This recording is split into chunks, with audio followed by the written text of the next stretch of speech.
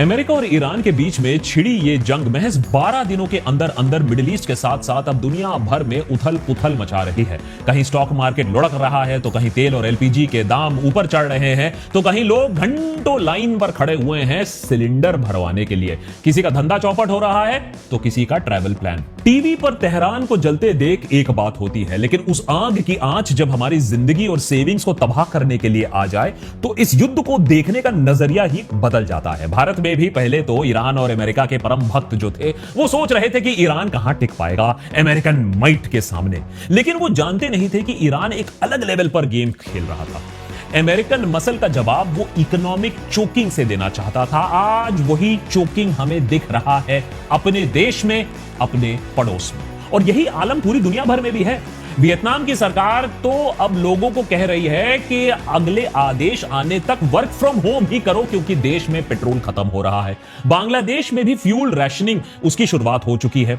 International air travel भी बहुत बुरी तरीके से प्रभावित हुआ है। फ्यूल कॉस्ट से लेकर एयर स्पेस क्लोजर तक हर डिसरप्शन का खामियाजा कस्टमर्स की जेब पर ही पड़ रहा है। यूएई के रुएस रिफाइनरी एक ड्रोन स्ट्राइक के बाद ऑफलाइन हो चुका है, तेल प्रोड्यूस नहीं कर रहा है। सऊदी अरेबिया की सबसे बड़ी रिफाइनरी भी बंद हो चुकी है। कतर की टॉप एलएनजी फैसिलिटी भी पिछले हफ्ते से बंद पड़ी है। और अब इस सबके ऊपर ईरान ने स्ट्रेट ऑफ हॉर्मुज पर वो चोक पॉइंट जहां दुनिया का 20% तेल एलएनजी गुजरता है, उसे लगभग पूरी तरीके से बंद कर दिया है। खबरें यहां तक आ रही हैं कि ईरान इस ग्लोबल एनर्जी चोक पॉइंट पर अब माइंस बिछा रही है, जिससे शिप्स को तबाह किया जाए। और दुनिया को इस क्राइसिस में जबरदस्ती ढकेलने वाला अमेरिका अब डैमेज कंट्रोल मोड में दिख रहा है। डोनाल्ड ट्रंप सोशल मीडिया पर ईरान को धमकी दे रहे हैं कि अरे अगर तुमने स्ट्रेट ऑफ हॉर्मुज से माइंस तुरंत नहीं हटाए तो अंजाम अच्छा नहीं होगा। कुछ ही घंटे पहले खबर यह भी आई कि अमेरिका ईरान के 16 माइन लेइंग शिप्स को तबाह कर चुका है। लेकिन खतरा टला नहीं है, क्योंकि ईरान अब छोटे माइन लेइंग बोट्स का प्रयोग कर रहा है। 2 या 3 माइन एक एक बोट पर एक एक टाइम पर बिछाया जा रहा है। उधर दिन पर दिन इस जंग का बिल बढ़ते ही जा रहा है, और ये पैसे कहीं और से नहीं आने वाले हैं, आपके और मेरे जेब से ही आने वाले हैं। तो जरूरी है कि हम इस कॉस्ट ऑफ वॉर को समझे। खर्चा सिर्फ ईरान का नहीं हो रहा है, हां वहां लोग ज्यादा मारे जा रहे हैं, लेकिन अमेरिका, इजराइल और पूरी दुनिया इसका खामियाजा भुगत रही है। इसलिए देशभक्त पर आज के एपिसोड में समझेंगे कि आप और हम इस जंग के चपेट में आ कब गए, कैसे आ गए, कब बाहर निकल पाएंगे। ये फ्यूल इमरजेंसी है क्या, भारत पर इसका कितना इफेक्ट होने वाला है, दुनिया के बाकी हिस्सों में इस जंग का क्या इंपैक्ट पड़ रहा है, इस जंग का बिल कौन और कब पे करेगा, और मोस्ट इंपॉर्टेंटली दूसरे देशों की तुलना में क्या इस जंग का जो एनर्जी इंपैक्ट है वो भारत पर डिस्प्रोपोर्शनेटली और ज्यादा पड़ने वाला है, हमें मार और तेज पड़ने वाली है। ये समझने की जरूरत है। और भारत ही नहीं, पूरी दुनिया के बुरे दिन आने वाले हैं, जिसके बारे में अभी बात करते हैं। लेकिन उससे पहले quick thanks to today's episode partners Outskill. एक और जंग छिड़ी हुई है भाई दुनिया भर में, उनके बीच में जो एआई जानते हैं और वो जो रिडंडेंट हो रहे हैं। एआई की वजह से एक के बाद एक इंडस्ट्री रीशेप हो रही है। कई कंपनीज एआई का इस्तेमाल करके अपने बिजनेसेस के प्रॉब्लम्स को सॉल्व कर रहे हैं। कई वर्किंग प्रोफेशनल्स एआई यूज करके करियर में ग्रोथ ला रहे हैं। आप भी एआई के फील्ड का हिस्सा बन सकते हैं by joining a 2-day live AI training program happening this Saturday and Sunday सुबह 10 बजे से शाम के 7 बजे तक। वैसे तो ये ट्रेनिंग की फीस 10,000 रुपए है, लेकिन हमारे वीडियो पार्टनर्स आउटस्किल ने इसे आपके लिए बिल्कुल फ्री रखा है। इस 16 घंटे की ट्रेनिंग क्लास में आपको 10 से ज्यादा टूल्स मिलेंगे एक पर्सनल एआई टूल किट बनाने के लिए। प्रॉम्प्ट इंजीनियरिंग मास्टर कैसे करना है, रेपिटेटिव टास्क को बिना कोड के ऑटोमेट कैसे करना है, प्रोफेशनल प्रेजेंटेशंस बनाना, इमेजेस, वीडियोस कैसे बना सकते हैं, एआई एजेंट्स डेवलप करना आप सीख सकते हैं इस वर्कशॉप में। 40 देशों से 1 करोड़ प्रोफेशनल्स ने इस ट्रेनिंग को अटेंड किया है। चाहे आप किसी भी फील्ड में हो, ये फ्री ट्रेनिंग आपके लिए है।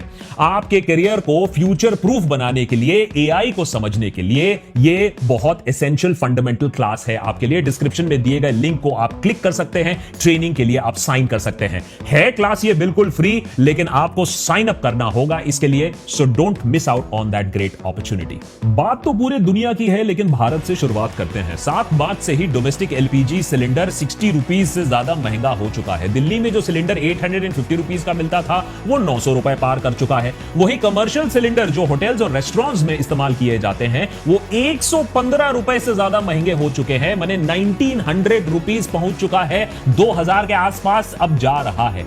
लेकिन दिक्कत यहां खत्म नहीं होती है। दिक्कत यह है कि देश के कई शहरों में कंपनीज ने कमर्शियल सिलेंडर की सप्लाई ही रोक दी है। कमर्शियल सिलेंडर 3000 प्लस रुपए में ब्लैक में मिल रहे हैं। इसी वजह से बेंगलुरु और चेन्नई के कई होटल एसोसिएशंस ने होटल एंड रेस्टोरेंट्स बंद करने का ऐलान कर दिया है। मुंबई में भी आधे से ज्यादा रेस्टोरेंट्स बंद हो चुके हैं या बंद होने की कगार पर आ चुके हैं। अभी तक डिनायल में जी रही भारत सरकार भी फाइनली हरकत पे आ चुकी है। कल तक हरदीप पुरी कह रहे थे कि नहीं सब चंगा सी है।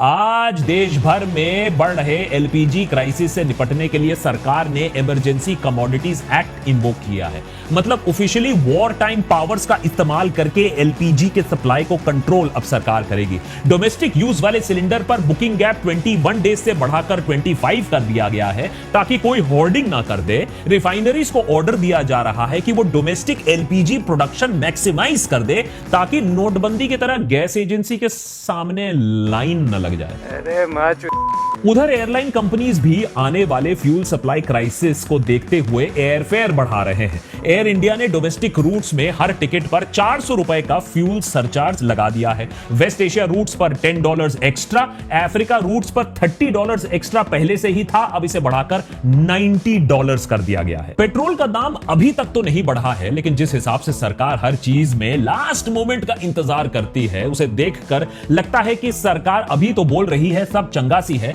लेकिन अचानक एक दिन यहां भी प्राइसेस बढ़ सकते हैं। लेकिन तब भी न गोदी मीडिया न मोदी सरकार में इतनी हिम्मत होगी कि अमेरिका और इजराइल के इस एग्रेशन को हम ऑफिशियली कंडेम करें, चाहे देशवासियों की हालत टाइट हो जाए। ईरान पर इस आक्रमण से, इस खिंचते हुए युद्ध से, स्ट्रेट ऑफ हॉर्मुज को ब्लॉकेड करने से भारत को सबसे ज्यादा नुकसान हो रहा है पूरी दुनिया में। लेकिन हमारा कोई क्लियर स्टैंड नहीं है। दरअसल भारत अपनी 85% से ज्यादा क्रूड ऑयल बाहर से मंगवाती है और उस इंपोर्ट का 50% जो है या उससे ज्यादा वो मिडिल ईस्ट से आता है। 50 से 55% हमारी एलएनजी जो सप्लाई है वो गल्फ देशों से आती है। और जो एलपीजी गैस है जो आम नागरिक इस्तेमाल करता है अपने किचन में, उसका जो इंपोर्ट अमाउंट है, जो पूरा इंपोर्ट होता है, उसका 90% इसी स्ट्रेट ऑफ हॉर्मुज से गुजर कर आता है। तो आप समझ सकते हैं कि एलपीजी की इतनी किल्लत क्यों हो रही है। उसके ऊपर एक और क्राइसिस जो अब बढ़ रही है, हमारी 1/3 से ज्यादा फर्टिलाइजर भी यहीं से आती है, मिडिल ईस्ट से आती है और यहां भी अब रुकावट आ चुकी है।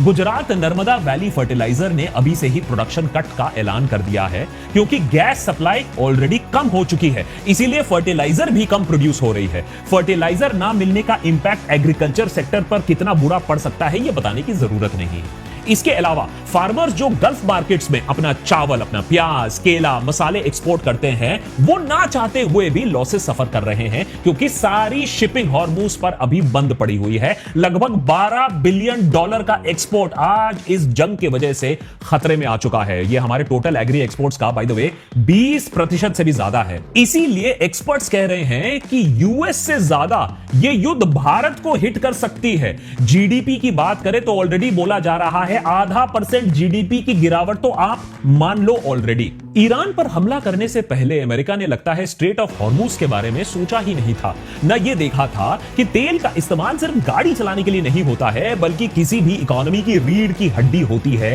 तेल।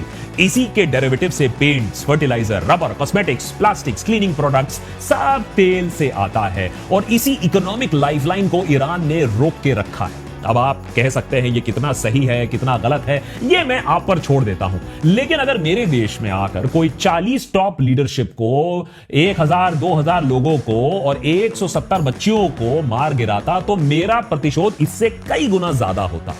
ईरान जानता है कि वो अमेरिका से सीधा सीधा तो लोहा नहीं ले सकता है, जीत नहीं सकता है, लेकिन वो सबको अपाहिज जरूर कर सकता है, वॉर को लंबे समय तक खींच सकता है, इकोनॉमिक कॉस्ट इंपोज कर सकता है, दुनिया की इकोनॉमी को अनस्टेबल बना सकता है ईरान, और वही काम अभी वो कर रहा है। और अगर ये चार्ट देखोगे तो आप समझ पाओगे कि चाइना के बाद भारत हॉर्मुज से सबसे ज्यादा उस पर निर्भर करता है, उसका ही सामान वहां से सबसे ज्यादा निकलता है। प्रॉब्लम यह है कि चाइना के लिए तो अभी भी स्ट्रेट ऑफ हॉर्मुज खुला हुआ है, तो सबसे बड़ी दिक्कत किस देश को आने वाली है? हमें। स्ट्रेट ऑफ हॉर्मुज से दुनिया भर में, बाय द वे, सिर्फ तेल और कार्गो नहीं जाता, इसके नीचे undersea fibre optic cables भी जाती हैं, जिन पर इंडिया का 30% से ज्यादा वेस्टवर्ड इंटरनेट ट्रैफिक डिपेंडेंट है। Banking, cloud service, international business call, सब इन केबल्स के जरिए जाता है। अगर आने वाले दिनों में इस जंग के चलते केबल्स भी डैमेज होती हैं, तो इंडिया और यूरोप का डिजिटल कनेक्शन भी कट सकता है। एशिया और साउथ ईस्ट एशिया में भारत को छोड़कर बहुत से और भी देश हैं जो ऑयल पुअर हैं, माने ऑयल के लिए उन्हें बहुत सारा पैसा खर्च करके उसे इंपोर्ट कराना पड़ता है। वियतनाम में क्राइसिस ऑलरेडी आ चुकी है, बांग्लादेश में फ्यूल रैशनिंग ऑलरेडी शुरू हो चुकी है, पाकिस्तान में इन्फ्लेशन पहले से ही था, अब उसके ऊपर एनर्जी कॉस्ट और ऐड हो जाएंगे। श्रीलंका अभी अभी एक इकोनॉमिक क्राइसिस से बाहर आया, उस पर भी एक नया क्राइसिस मंडरा रहा है। उधर यूरोपियन नेशंस में भी एनर्जी क्राइसिस और उसके वजह से कॉस्ट ऑफ कम्यूट बढ़ने लगे हैं। मार्केट्स भी इसका असर आपको मार्केट्स में भी दिख रहा है। ब्रिटिश एयरवेज की जो पेरेंट कंपनी है IAG, उसके शेयर 6% डाउन है, EasyJet 4% डाउन है। अब आपको बता दें, ये सिर्फ मार्केट्स का उतार चढ़ाव नहीं है, ये सिग्नल है कि अगर जंग चलती रही तो बहुत जल्द एयरलाइंस अपने आप को फंड करने के पोजीशन में नहीं रहेंगे। ऑयल और नेचुरल गैस की सप्लाईज इफेक्ट होने की वजह से पेट्रोलियम बाय प्रोडक्ट्स और उससे बनने वाले प्रोडक्ट्स भी इफेक्ट हो रहे हैं। दुनिया का 90 से 92% सल्फर ऑयल और गैस रिफाइनिंग का बाय प्रोडक्ट होता है। मतलब जब रिफाइनरी तेल एक्सट्रैक्ट कर रही होती है, उस प्रोसेस में सल्फर भी निकलता है। इस सल्फर से सल्फ्यूरिक एसिड बनता है। सल्फ्यूरिक एसिड दुनिया भर में सबसे ज्यादा प्रोड्यूस होने वाला इंडस्ट्रियल केमिकल है।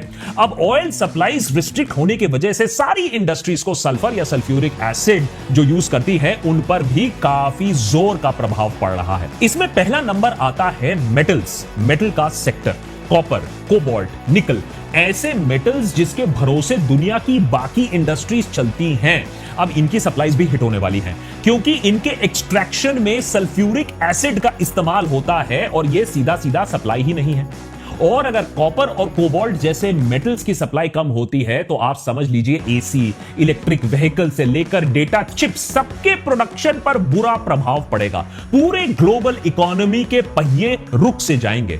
फूड जैसी बेसिक और एसेंशियल चीज भी, उसके प्रोडक्शन में भी बहुत जल्द इस वॉर की चपेट में वो आ सकता है, क्योंकि नेचुरल गैस से ही नाइट्रोजन फर्टिलाइजर बनता है और इन नाइट्रोजन बेस्ड फर्टिलाइजर्स की वजह से दुनिया की आधी आबादी के प्लेट तक खाना पहुंच पाता है। और आपको एक बार फिर से याद दिला दूं, ये सब सिर्फ कैलकुलेशन नहीं है, हाइपोथेसिस नहीं है, ये रियल लेवल पर चीजें ऑलरेडी इन मोशन हो चुकी हैं। क्रूड के दाम पिछले कुछ दिनों में जबरदस्त तरीके से उसमें उबाल आया है, फिर वो गिरे भी हैं, क्योंकि लोगों को समझ में नहीं आ रहा है कि युद्ध चलने वाला है या यह युद्ध रुकने वाला है। लेकिन अगर यह युद्ध चलता रहा तो भारत के लिए डबल वैमी होगा। तेल के दाम बढ़ेंगे तो आपको पता है कि इकोनॉमी में हर चीज का कॉस्ट बढ़ने वाला है, ओवरऑल महंगाई फिर बढ़ जाएगी। एक आम आदमी के लिए इसका मतलब है कि ग्रोसरी का बिल से लेकर ऑटो में बैठने तक का खर्चा सब कुछ बढ़ने लगेगा, और यह पहले भी हो चुका है। 2008 के फाइनेंशियल क्राइसिस के समय जब ब्रेंट क्रूड $147 पर बैरल हो गया था, उस वक्त भारत में इन्फ्लेशन 9% क्रॉस कर गई थी। उसके बाद जब 2022 में यूक्रेन वॉर के बाद भी क्रूड 100 के ऊपर चले गया था, उस वक्त भारत ने रशिया से तेल खरीदकर अपना काम चलाया। इसीलिए अमेरिका से भारत को रशिया से तेल खरीदने की जो परमिशन मिल गई है, उसे बड़ी बात मानी जा रही है। अब वो 1-2 हफ्तों में पता चलेगा कि इससे कम से कम देश में कोई स्टेबिलिटी हम ला पाए हैं प्राइस के अकॉर्डिंग या नहीं। वैसे सरकार यह भी एश्योरेंस दे रही है कि गैस के लिए भी ऑल्टरनेटिव सप्लाई रूट्स देखे जा रहे हैं, लेकिन सवाल है कि ये चीजें इतनी जल्दी नहीं की जा सकती हैं। सरकार अपनी नींद से थोड़ी लेट ही उठी है, क्योंकि जंग अभी भी चल रहा है, तो exact cost of war calculate करना थोड़ा मुश्किल हो सकता है। लेकिन फिर भी एक एस्टिमेट की माने तो अगर क्रूड 3 महीने तक $120 प्रति बैरल रहा तो ग्लोबल जीडीपी का 0.5 to 1% तक स्लो डाउन हो सकता है। छोटे देशों के लिए इसका मतलब है रिसेशन तय है। बड़ी इकोनॉमीज में स्लो डाउन, इन्फ्लेशन और जॉब लॉसेस लगभग पक्की बात मान लो। और यही इस जंग की असली कीमत है, यही है असली कॉस्ट ऑफ वॉर, जो ना तो डोनाल्ड ट्रंप उठाने वाले हैं, ना बेंजामिन नेतन्याहू उठाने वाले हैं। ये कॉस्ट ऑफ वॉर बेयर करेंगे हम और आप, करोड़ों ऐसे आम लोग जिनका वॉर से लेना देना कुछ नहीं है। इसीलिए देशभक्त पर भी हम बार बार कहते आए हैं कि दुनिया भर में जो हो रहा है उसे जानो, उसे समझो। इसे जरूरी है इसलिए क्योंकि घूम फिर कर ना ये चीजें आपको इंपैक्ट करता जरूर है, चाहे आपको फर्क पड़े ना पड़े, इन्हें आपसे फर्क पड़ता है। फाइनली सबसे बड़ा सवाल कि आखिर ये जंग खत्म कब होगी? 12 दिन बीत चुके हैं, सीज फायर का कोई नामो निशान नहीं है। ईरान माइंस बिछा रहा है, पीछे हटने का नाम नहीं ले रहा है। ईरान जानता है कि दुनिया ये जंग अफोर्ड नहीं कर सकती है, इसीलिए सीज फायर के लिए ईरान तो अभी मना कर रहा है, कह रहा है बात ही नहीं करूंगा जब तक अमेरिका और इजराइल पूरे तरीके से हार ना मान ले, सरेंडर ना मान ले, वो भी लिखित में। बैड न्यूज यह है कि अगर बेस्ट के सिनेरियो में यह जंग आज के डेट में रुक जाता है तो भी शिपिंग लेन्स को पूरी तरीके से रीओपन होने में 2 से 3 हफ्ते लग जाएंगे। तेल की प्राइसेस भी धीरे धीरे ही ठीक हो पाएंगी, तो नॉर्मलसी आने में 2 या 3 महीने आराम से लग जाएंगे बेस्ट के सिनेरियो में। लेकिन यह जंग इजराइल और अमेरिका के हाथ से अब बाहर निकल गया है। अमेरिका अब मजबूरन ईरान में सोल्जर्स डिप्लॉय करने की बात कर रहा है। सेनेट ब्रीफिंग से यह बात समझ में आ रही है कि ट्रंप कह रहे हैं कि boots on the ground deploy किए जा सकते हैं। We seem to be on a path toward deploying American troops on the ground in Iran to accomplish any of the potential objectives here. Iran में यह operation already operation epic blunder कहलाया जा रहा है। अब अगर ट्रंप इसे operation epic बफूनरी भी बना देंगे, boots on the ground deploy कर देंगे, तो इसका मतलब होगा कि यह जंग कम से कम 3 से 6 महीने तक चलेगा। बेस्ट केस सिनेरियो में जंग चलता रहेगा तो स्ट्रेट ऑफ हॉर्मुज भी डिसरप्टेड रहेगा, शायद कभी ओपन, शायद कभी क्लोज। ऑयल के प्राइसेस भी $100 के ऊपर ही रहेंगे। एयर ट्रैवल भी थोड़ा बेहतर होगा, लेकिन अनयूजुअल ट्रैफिक पैटर्न से बहुत ज्यादा अनसर्टेन और महंगा भी हो जाएगा। तो बेस्ट के सिनेरियो में भी आज दुनिया भर के करोड़ों लोगों के लिए खबर अनफॉर्चुनेटली बुरी ही है। इसीलिए आज अमेरिका के अंदर और अमेरिका के बाहर ज्यादातर लोग ईरान में जंग के खिलाफ अपनी आवाज उठा रहे हैं, क्योंकि सबको पता है इस रीजन में वॉर होने का मतलब है कि रीजन से बाहर ये चीजें फैलेंगी। ये पक्की बात है। जो अमेरिका एक पूरे देश को ओप्रेसिव रिजीम से बचाने के लिए आग टूटा इस वॉर में, आज वो देश एक शिपिंग लेन को भी कंट्रोल नहीं कर पा रहा है। और जिस ईरान की पूरी लीडरशिप पहले दिन ही मारी गई थी, वो आज भी 12 दिनों के बाद भी सारी दुनिया की सांसें रोककर बैठा हुआ है। उसे पता है जब तक स्ट्रेट ऑफ हॉर्मुज पर उसका कंट्रोल जमा रहेगा तब तक दुनिया उसके हिसाब से चलेगी। अब इसमें अमेरिका और इजराइल को ही कुछ ढूंढना होगा, जंग को खत्म करने का फॉर्मूला निकालना होगा। अब बस देखना यह है कि जब तक अमेरिका और इजराइल के होश आते हैं, वो दे कम टू देयर सेंसेस, तब तक दुनिया भर में और कितने आम जिंदगियां तबाह होने वाली हैं। क्या और डिस्ट्रक्शन होने से पहले ये वॉर खत्म होगा? अब ये वॉर टीवी वाला वॉर नहीं है, इंटरनेट अपडेट वाला वॉर नहीं है। ये वॉर आज हमें, आपको और मुझे भी इंपैक्ट करने वाला वॉर बन गया है।